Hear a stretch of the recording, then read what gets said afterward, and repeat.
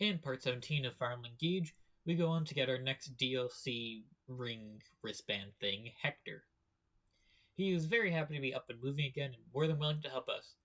But first he wants to test our strength, since there has to be some reason for a battle. So we start the map and are only allowed 8 people again. Now on this map there are several chests, most of which have nothing too crazy, a pure water, an elixir, but one of them has a Draco shield, which is a permanent +2 to defense, which I really want. Now, there's also a gimmick to this map. If you look along the walls of the cave, there are some openings that will shoot poison in a straight line. That isn't very strong, just a couple damage a turn, but it's annoying, and it sets up kills for enemies, and I think it can stack. It just means I have to play slower and make sure I don't take any poison damage, but I can also force enemies to take it, so theoretically I could be tactical.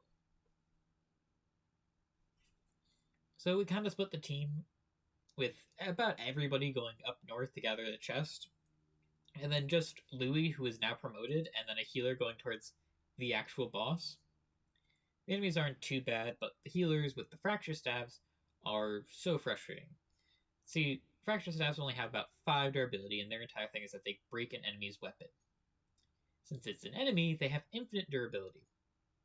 So, eventually, pretty much no matter what, 1 or 2 of your units will have their weapons broken at the start of the enemy phase, which then means that the enemies get free damage on you. Now, additionally, there are also reinforcements that spawn where we initially spawn. They aren't too bad, but it's just another thing to keep in mind, trying not to get pincered, all that.